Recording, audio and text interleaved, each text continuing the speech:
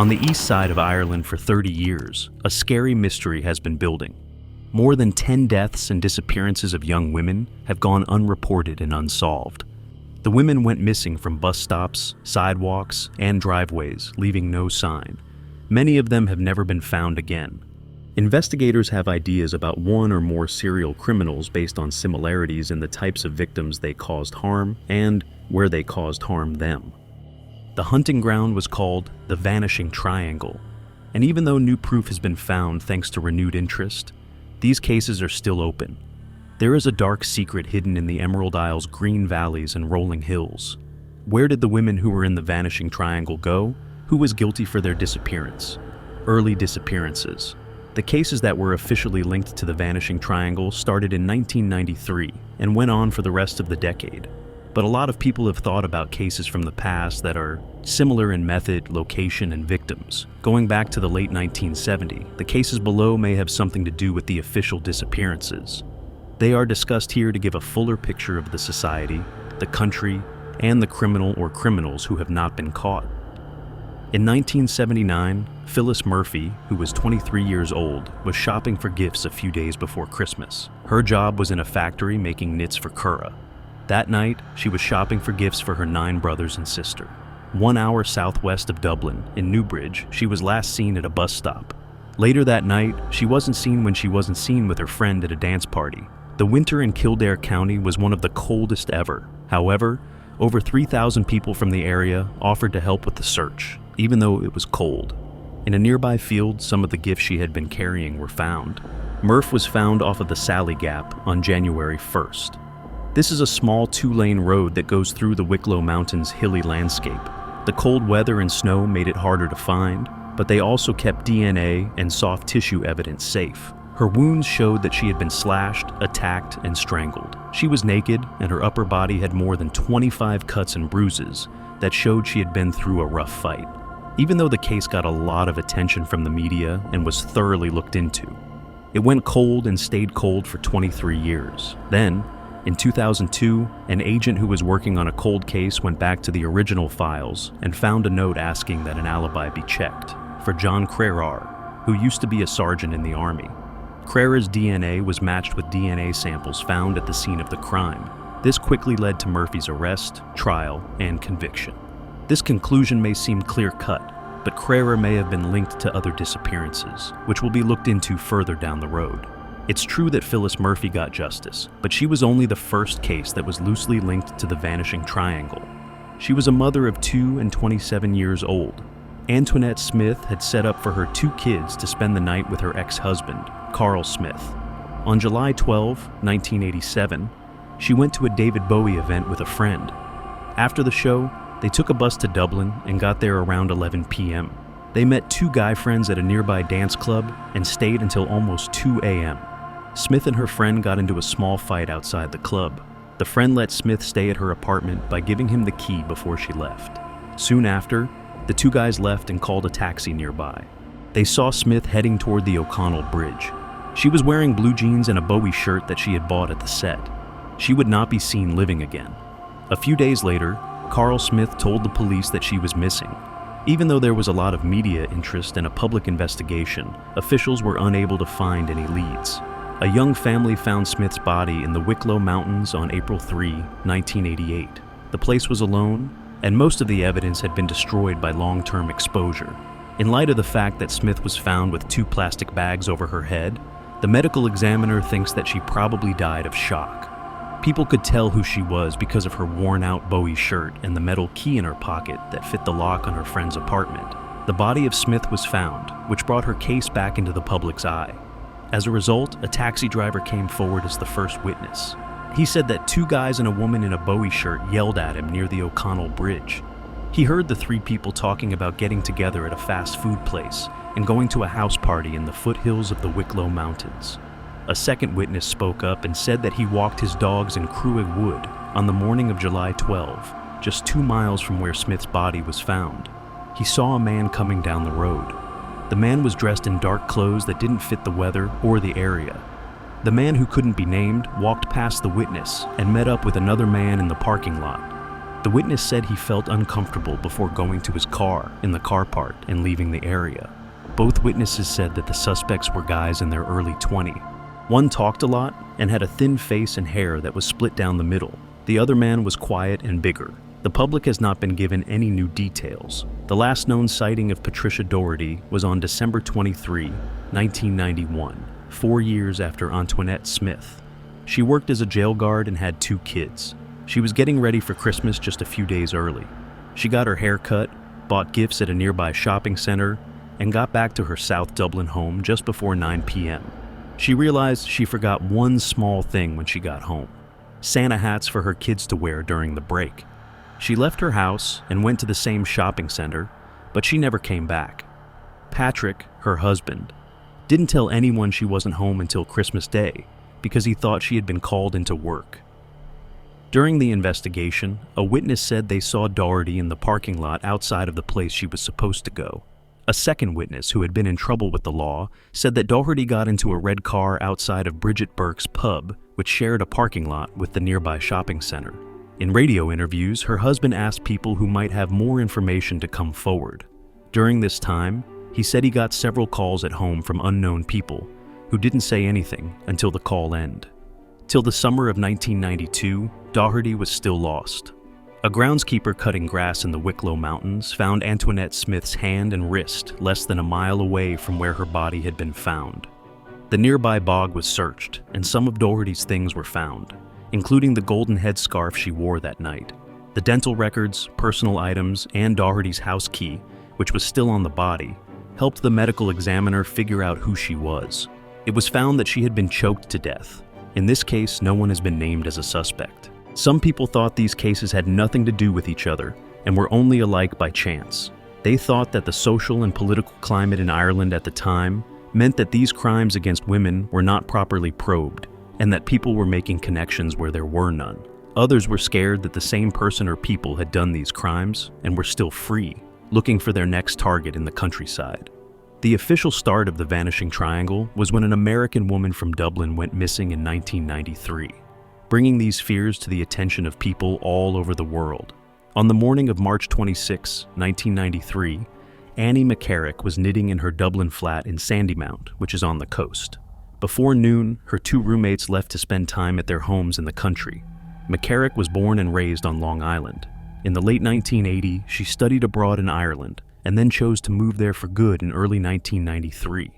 She was 26 years old and worked as a waitress at a nearby restaurant. She wanted to become a teacher. That weekend, she was going to hike with a friend in the Wicklow Mountains, but her friend hurt her leg and had to cancel at the last minute. Around 11 a.m., McCarrick left to run chores. She stopped at the bank on the way before going grocery shopping. She got back home at 3 p.m., but she was seen leaving her house soon after. At 3:15 p.m., when her roommates came back, they saw that she hadn't unpacked her groceries, which was not like McCarrick at all. A fast food restaurant owner in the area saw her soon after going toward the bus stop on New Grove Avenue. She then got on the number 18 bus and changed to the number 44 bus, which took her to the base of the Wicklow Mountains. A person who used to work with her saw her waiting at the bus stop for the number 44 bus. Following the bus lines, McCarrick would have reached Enniskerry, which is just outside the Wicklow Mountains, at 5 p.m., which is too late for a hike in the country. It was strange that there was no security video of McCarrick in the area, but a security guard at Johnny Fox's pub said he saw McCarrick walk in with a man who was 59. He said the man was fit, had dark hair, and was dressed in a wax jacket. Another security guard at Johnny Fox's said they saw McCarrick the night she went missing. There were about 4 miles between her house and the bus stop. McCarrick would have had to walk a long way. McCarrick's friends planned to have dinner at her apartment on Saturday, but she wasn't there. On March 30, her mother came for a planned trip. She told the police that McCarrick was missing when she realized her daughter hadn't been seen in a few days. The police think that McCarrick was at the Johnny Fox's pub. When they told the public in 2008 that they were looking into 2 local suspects, these guys were never named, and they have no criminal records. In the past few years, one of the main investigators came up with a different idea. Based on good information, this detective thinks that a former IRA member was in the area at the time and that he was at Johnny Fox's pub. The detective thinks that the IRA member tried to impress McCarrick by telling him stories about his adventures. He slayed McCarrick to hide his tracks after getting too drunk and then called his old handlers to hide the proof. Annie McCarrick's disappearance is still being looked into. The public has not been given any new details, though. Eva Brennan disappeared not long after Annie McCarrick did. She was a 39-year-old woman from the South Dublin suburb of Rathgar. She lived with her 7 brothers in the same house. Brennan walked to her parents' house after going to Mass at a nearby church on July 25, 1993. Almost every day she went to see her family. This day, she got into a small fight with a sibling and had to leave before dinner was served. Brennan wasn't seen again after this. On the way home, there were a lot of busy roads with pubs and restaurants all along them. The Brennan family was well known in the area, and her father, Davy, ran a business there. On the other hand, Brennan was not seen for sure along this path.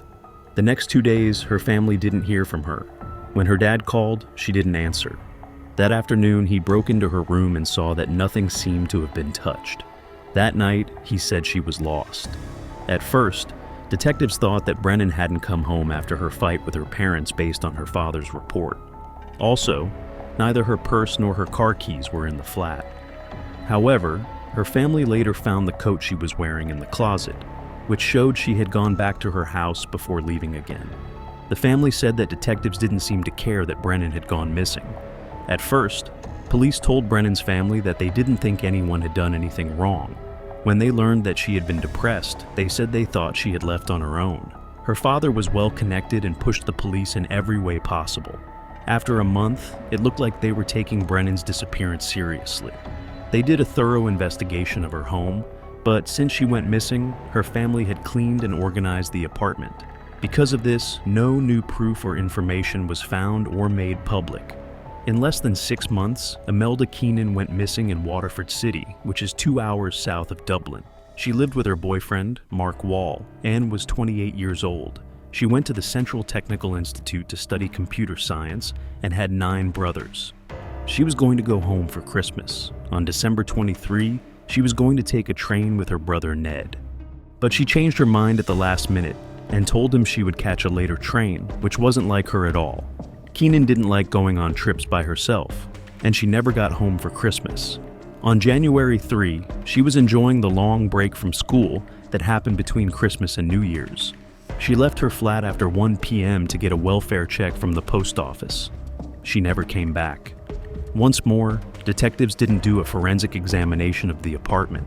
One of the officers wrote about the case in his book and said that her partner, Mark Wall, didn't report her missing and told police that she told him she was very sad before she left the house. This is not what her family would say.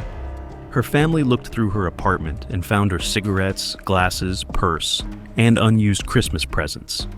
A secretary says she saw Keenan turn the corner onto Lombard Street near the Tower Hotel, but this has not been confirmed. No new information has been made public. To honor her memory, her family built a memorial plaque at this spot. She grew up in Callan as Jojo Dullard. In order to pay for school, she worked as a waitress in Dublin after moving there, but she was short on time and money, and it was hard for her to switch between work and school. She quit school and worked as a waitress full-time for a few years at the Red Parrot pub before moving back to Callan with a friend. When she got back to Dublin on November 9, she took a bus to a post office in South Dublin to pick up a social welfare check. This was only 3 miles from where Annie McCarrick disappeared. Even though she got her check, she had to stay in the city until the bus back to Kilkenny left at 6 p.m. She went to the Bruxelles bar, which was a favorite spot of hers, hoping to see friends. At 2:30 p.m., she ran into her ex-boyfriend, and the two brought their old love back to life. Dullard had planned to spend the night with her ex-boyfriend, but his new lover found them, and the two got into a fight. Soon after, the couple left, leaving Dullard stuck in Dublin because her bus for 6 p.m. had already left. She didn't spend the night with friends in Dublin. Instead, she took the bus to Nass, which is still 65 miles away from Callan. The only one going in her way was that one, and she got there around 10 p.m. At the end of the line, the bus driver said he had to wake her up, and the town was closed for the night. From here, she hitched rides, first being picked up by an old guy and then by a younger man. She'd only gone as far as Moon, though, which was still 40 miles from her home. As she tried to get a ride, she stopped at a phone booth and called her friend, Mary Cullinane. She told her friend about her traveling route and what she had done that day over the phone. She cut the call short because a driver had already arrived. This call was the last time that Jojo Dullard could be proven to have been reached. The next day, at 6 p.m., her boss called Dullard's mother to say that she hadn't shown up for work. That night, her mother told the police that she wasn't there. A locksmith was hired by her family on Saturday to open the doors to her flat and bedroom. They didn't find any stolen clothes or other things. The first investigation didn't lead to much, and Dullard's family says that detectives made false accusations about her character, saying she was promiscuous, drank, and used drugs. The family says that officials ruined her reputation to keep the people and the media from looking into it more closely. In 1996, a top investigator went to see the family without telling anyone, and said that some officials knew how she was slayed and where her body was buried. Several people who saw what happened came forward, but their stories could not be confirmed. A woman from Moon said she saw Dullard leave the phone booth and get into a dark-colored Toyota Carina with 4 doors. She got into the back seat, which meant that the car already had 2 people in it. A man in the town of Castle Dermot, 4 miles south of Moon, said he saw a woman who looked like Dullard walking down the main street around midnight. In 1994, a cab driver came forward with more information. He saw what he said was a red Ford Sierra off to the side of the road 60 miles south of Moon, just outside of Kilmacow. The male driver went to the bathroom next to the road. After that, he saw a woman jump out of the back seat and run barefoot into the street. He said it looked like the woman was trying to get away. With the first man's help, a second man got out of the car and pulled the woman back into it. Dullard's missing was changed to a murder in 2020. Investigators of a cold case started working on it again, hoping to find any new information. They told everyone that Dullard had a Sanyo tape player with her when she went missing. And in 1995, they asked people to come forward if they saw her. The family of Dullard has given up on the idea that she was slayed. In 2021, they said their last goodbyes at a Christian memorial service and burial. Fiona Pender worked as a hairdresser and model in Tullamore, which is about 60 miles west of Dublin. She lived with her partner, John Thompson, in an apartment and was 25 years old. They had been living in London and had only moved back to Ireland a year before. She was 7 months along with her first pregnancy in the summer of 1996. On August 22, she went shopping for baby clothes with her mom before going back to the house she grew up in. She spent some time with her family and talked with her dad about his planned fishing trip. By 7 o'clock, she was ready to go home. She took a cab home with her mother, who said goodbye to Pender outside her apartment. On August 23, her mom came back for a planned stay. She chose to leave when she saw that the blinds were closed because she thought Pender might be sleeping. At night, her dad went by the flat and saw that the blinds were still shut and the lights were off. When both of her parents came back on the 24th, they knocked and called, but no one answered. Their partner had already gone to his family home less than 10 miles away and spent the night there. He hadn't seen Pender since the morning of the 22nd. Her mother, brother, and partner said she was lost, but she had been gone for more than 2 days. As they walked into the house, the baby clothes were still nicely folded in the bags. Rivers and lakes in the area were searched, and on August 27, her loss was talked about a lot on the radio and TV. Investigators thought that the person or people who did it knew Pender. In 1997, they talked to 5 cousins, but that didn't lead them anywhere else either. Someone hiking in the Sleeve Bloom Mountains in the middle of nowhere on May 10, 2008, found a wooden cross that said, "Fiona Pender buried here Thursday, August 22, 1996. A search and excavation did not find any more information or proof. In 2014, a witness said that he got into a fight with an Irishman in the US who made it sound like he was to blame for Pender's absence. The witness pointed to a place in the Midlands, and the police dug outside of Tullamore. Her family thought this tip was true and that Pender would finally be found. The search, however, turned up nothing. In less than 6 months, Sarah Breen went missing in the town of Dundalk, which is an hour north of Dublin. Breen was 17 years old on February 13, 1997. She had spent the day with her mom and had lunch at a nearby cafe before going home for dinner. The test results were due for her mother, and both of them were worried about what would happen. That night, they talked for a short time before going to bed around midnight. When her mother woke up a few hours later, the window was open and Breen was gone. A lot of people think she left on her own. People thought she was wearing pants, a sweatshirt, a white t-shirt, and a black leather jacket. Breen was defiant, and her mom thought she would come back before dawn. But she never did. There were not many clues for the police to follow. Some people thought they saw them in Warren Point and Kilkeel, but none of them were sure. In 2015, police nabbed Liam Mullen, a man in his 50s. He lived nearby at the time, and he is known to have talked to Breen.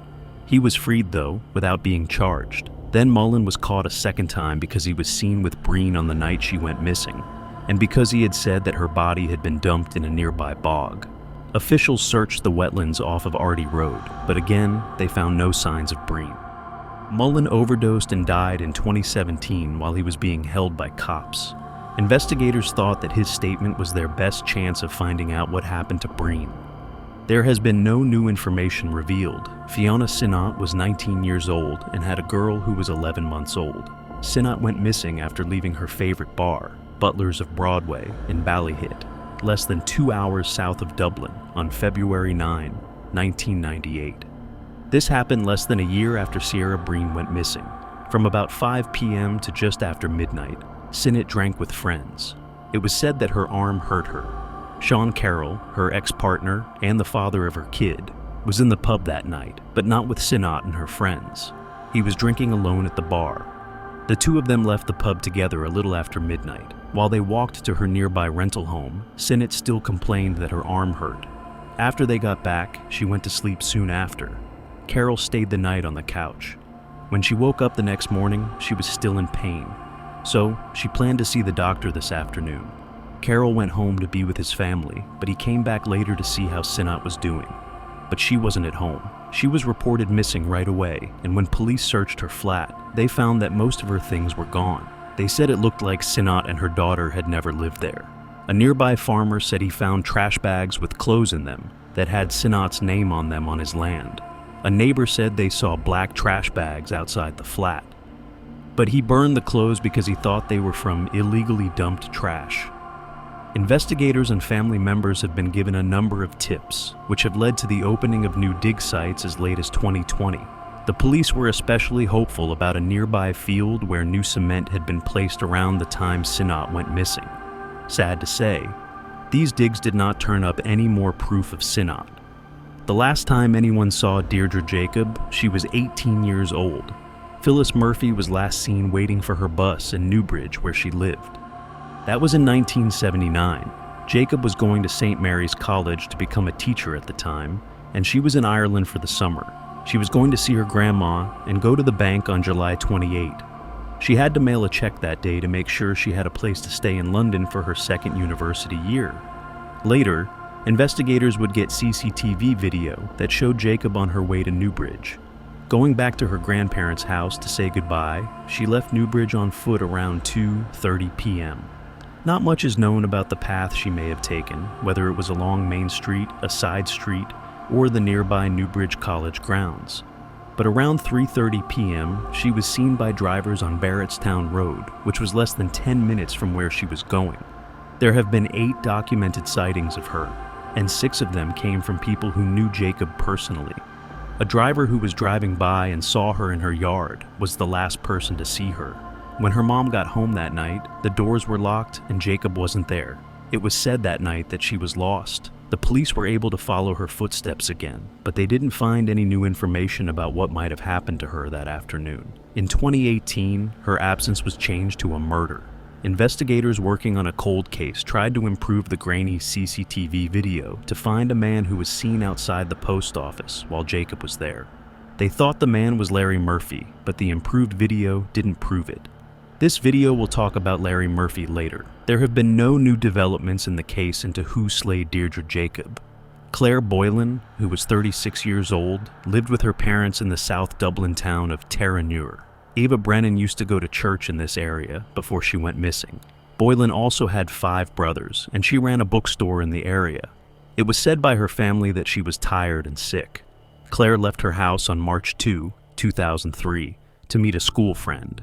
It would have been more than 60 miles for her, but her friend said Boylan never showed up for their meeting. She wasn't there for her shift on March 4th.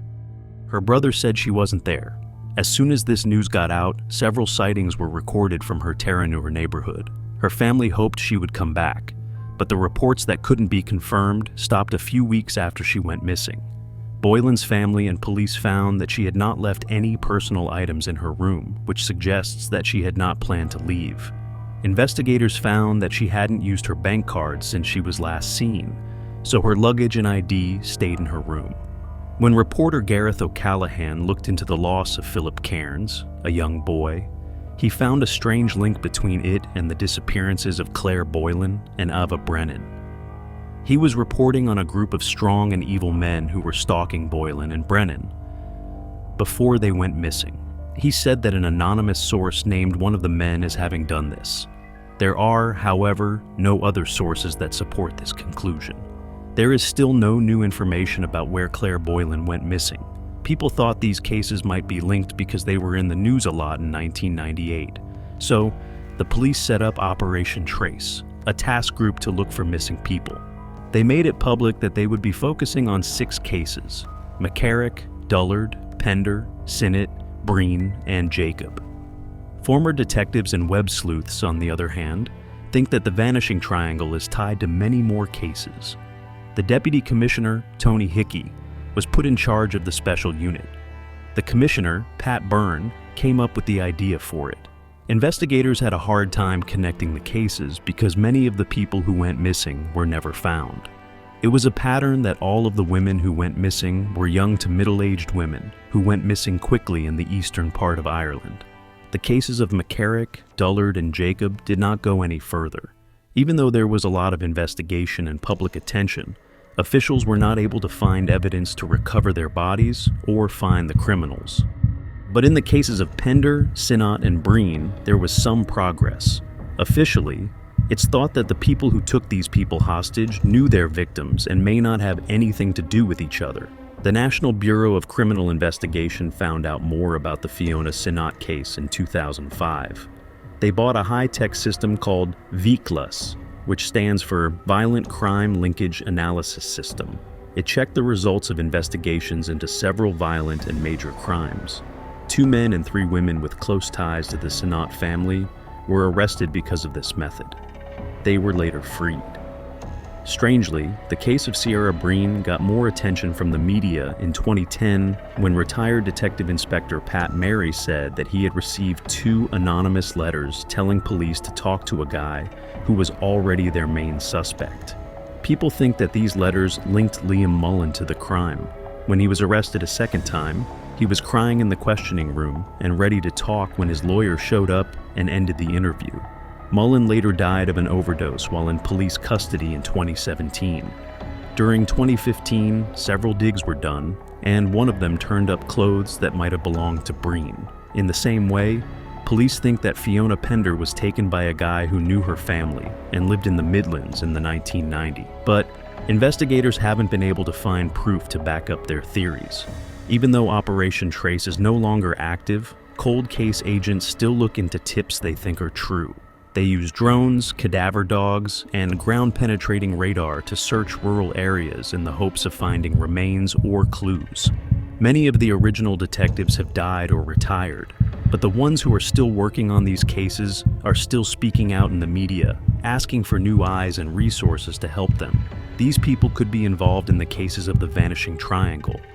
Though Robert Howard has been mentioned as a possible suspect in the Vanishing Triangle cases, he has never been publicly named as one. However, many reporters and amateur agents have noticed that he has been seen in the area and that he has a history of kidnappings and a violent personality. For Howard, his life of crime started when he was 13 years old and was found guilty of burglary. One reporter called him the personification of evil in Ireland. He was found guilty of beating up a child while trying to be a doctor when he was 19. He was given a sentence of only 9 days in jail because of this. He later got married, and police and neighbors knew that he abused his wife. As a young adult, he was found guilty of many attacks and thefts, mostly involving women. He moved on to kidnapping multiple women and keeping them hostage for days at a time. In many cases, though, victims were either too traumatized to testify or too scared to give proof that would have led to a conviction. There was no offender registration at the time, so he could easily move to different areas and look for new victims with little trouble. Howard has a long and shady history of attacking young women in Ireland in the mid-1990s. He was also the last person seen with a group of teens before they went missing. At this point, Howard started calling himself the Wolf Hill Werewolf. Robert Howard was in the area when Annie McCarrick and JoJo Dullard went missing. People from Operation Trace looked into him properly and found that there was no clear link. Howard would often try to make friends with an older family member before going after his victims. There are, however, multiple sources, some of whom are past investigators, who say they would risk their lives to say that Howard is involved in some or all of these cases. The names of these sources are still unknown, and Howard's link to the Vanishing Triangle cases is still only a guess. In 2003, he was found guilty of beating up and slaying Hannah Williams, a 15-year-old student. After being found guilty, he was given a life term and died naturally in prison in 2015. As was already said, John Crayer struck Phyllis Murphy in 1979 and slayed her. At first, he was a leading suspect, but because DNA technology was getting better, he wasn't found guilty until 2002. Forensic experts say it's unlikely that Crayer would have stopped on his own, and many people think that he spent his extra 23 years as a free man going after more women in the Irish Midlands. Several more claims of abuse and assault were found during the probe. Several girls between the ages of 10 and 15 told police and media that they had been abused repeatedly and badly. It is said that Crayer threatened his victims, offered them money, and hurt their reputations to keep the accusations against them quiet. No charges were made against him, though, because authorities couldn't find any proof. Crayer was known for a while in the 1990s. People in the area knew him as someone who would quickly approach women and kids as they went by. At the time, he was a guard at a horse camp that was next to an old quarry. One woman went on record saying that she often saw Crayer going into and out of the quarry. She also said that she saw him digging there and setting big piles of firewood on fire. That night that JoJo Dullard didn't come home, she saw his car outside the main gates. Something else said they heard screams coming from the quarry the night Deirdre Jacob went missing. Since she lived in the country, she thought it might have been animals, but a few weeks later, she smelled something awful coming from the nearby quarry. A reporter says that someone saw Crayer fighting with another young man late one night in the old quarry. The person who saw him say that the second man was Larry Murphy, the Beast of Baltinglass. There was a carpenter named Larry Murphy who lived in the area where several people went missing. At the time, he didn't have a criminal record, but in 2000 he was found guilty of kidnapping and attack. He had been following a woman around the area, and he grabbed her from the street, threw her in the trunk, and ran off with her. He took her to a place in the Wicklow Mountains and started beating her. 2 hunters came across him and saw him choking and hitting the victim. Police said Murphy was strangely calm while he was being arrested and in court. Murphy was given a 15-year sentence for his crime, but he would only serve 10 years. Officers from Operation Trace looked into the cases of Annie McCarrick, JoJo Dullard, and Deirdre Jacob while Murphy was in jail and found links between them. In the case of Deirdre Jacobs, however, there are more links. He was in Newbridge at the time, doing carpentry work at a dance club, as shown by bills and records. Murphy's business card was discovered among Jacob's grandmother's things after she died naturally. It was found that he had gone to her store to offer to sell wooden toys that he had made. Digitalization of CCTV footage in 2017 gave detectives new leads to follow. They sent tapes and a picture of Murphy for forensic analysis because they thought the footage caught Murphy. The results were seen as intriguing, but not clear-cut. A close friend of Murphy's in prison also said that he had admitted when the two of them got drunk in jail. Some of the information Murphy gave them about the case was similar to what a psychic had told them. The public has not been given any specific information, though. After serving only 10 years of his term, Murphy was freed. The country was furious, so Murphy ran away to Holland, then Spain, and finally Amsterdam over the next few years. He is thought to be living in London at the moment. Even though these unnamed suspects have ties to some of the cases described here, most of them have still not been solved, and the disappearances continue to haunt the Irish people. A lot of these women haven't been seen or heard from since they vanished, some from the driveways of their own homes. Many people who live in the Vanishing Triangle are scared that there are active serial criminals roaming the Midlands looking for their next victim. The authorities launched extensive investigations into the disappearances, utilizing advanced technology and employing specialized task forces, but with limited success. Despite numerous leads and potential suspects, concrete evidence linking them to the cases has been elusive, leaving many questions unanswered. Families of the missing women have tirelessly campaigned for justice, pleading for anyone with information to come forward and help bring closure to their agonizing wait.